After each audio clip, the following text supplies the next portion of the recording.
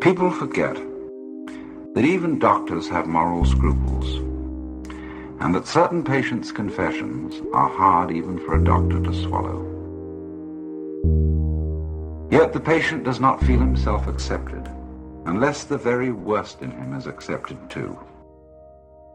No one can bring this about by mere words. It comes only through reflection, and through the doctor's attitude towards himself and his own dark side. If the doctor wants to guide another, or even accompany him a step of the way, he must feel with that person's psyche. He never feels it when he passes judgment. Whether he puts his judgments into words or keeps them to himself makes not the slightest difference. To take the opposite position and to agree with the patient offhand is also of no use, but estranges him as much as condemnation. Feeling comes only through unprejudiced objectivity. This sounds almost like a scientific precept, and it could be confused with a purely intellectual, abstract attitude of mind. But what I mean is something quite different.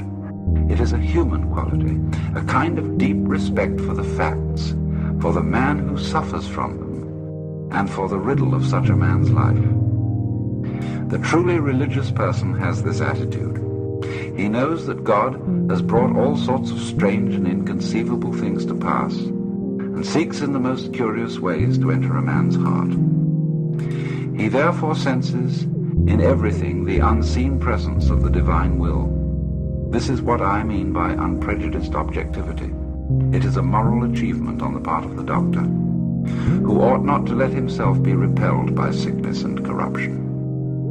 We cannot change anything unless we accept it. Condemnation does not liberate, it oppresses. I am the oppressor of the person I condemn, not his friend and fellow sufferer. I do not in the least mean to say that we must never pass judgment when we desire to help and improve. But if the doctor wishes to help a human being, he must be able to accept him as he is.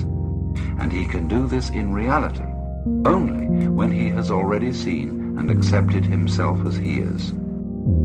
Perhaps this sounds very simple, but simple things are always the most difficult. In actual life, it requires the greatest art to be simple, and so acceptance of oneself is the essence of the moral problem and the acid test of one's whole outlook on life.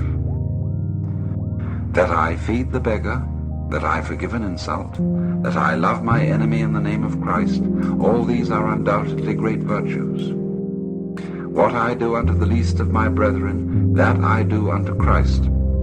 But what if I should discover that the least amongst them all, the poorest of all beggars, the most impudent of all offenders, yea, the very fiend himself, that these are within me, and that I myself stand in need of the alms of my own kindness, that I myself am the enemy who must be loved, what then? Then, as a rule, the whole truth of Christianity is reversed. There is then no more talk of love and long-suffering. We say to the brother within us, Raka, and condemn and rage against ourselves. We hide him from the world. We deny ever having met this least among the lowly in ourselves, and had it been God himself who drew near to us in this despicable form, we should have denied him 1,000 times before a single cock had crowed.